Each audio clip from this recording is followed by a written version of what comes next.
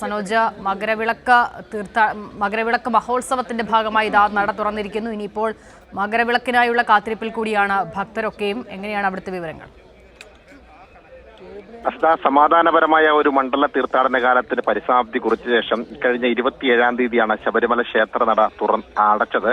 ഇതിനുശേഷമാണ് ഇപ്പോൾ ക്ഷേത്രം വീണ്ടും മകരവിളക്ക് മഹോത്സവത്തിന് മുന്നോടിയായി തുറന്നിട്ടുള്ളത്. വൈകുന്നേരം 5 മണിയോടുകൂടിയാണ് ക്ഷേത്ര നട തുറന്നത്. തന്ത്രി മഹേഷ് മോഹനരുടെ സാന്നിധ്യത്തിൽ മേൽശാന്തി ഇ.ഡി. നമ്പൂതിരിയാണ് ക്ഷേത്രനട തുറന്നത്. ഇപ്പോൾ അല്പസമയത്തിനകം ആഴിയിലേക്ക് അഗ്നി പകരും. അതോടുകൂടി തീർത്ഥാടകർക്ക് 18-ാം പടി കയറി സന്നിധാനത്തെത്തി ദർശനം നടത്താൻ വേണ്ടിയുള്ള ക്രമീകരണമാണ് ഒരുക്കിയിട്ടുള്ളത്. നേരത്തെ ഇതിന്റെ മുന്നോടിയായി, അതായത് മകരവിളക്ക് തീർത്ഥാടനത്തിന് മുന്നോടിയായി വിപുലമായ ക്രമീകരണങ്ങൾ സന്നിധാനത്ത് ഒരുക്കിയിരുന്നു.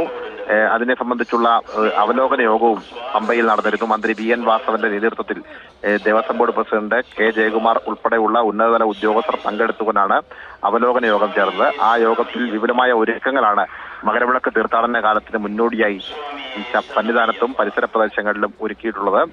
ഏകദേശം 3 ലക്ഷത്തിൽ പരം തീർത്ഥാടകരാണ് മണ്ഡലകാലത്ത് മാത്രം കഴിഞ്ഞ തീർത്ഥാടന കാലത്തേക്കാൾ അധികമായി എത്തിയത്. നടവരുമാനത്തിലും വലിയ തോതിലുള്ള വർധനമുണ്ടായിരുന്നു.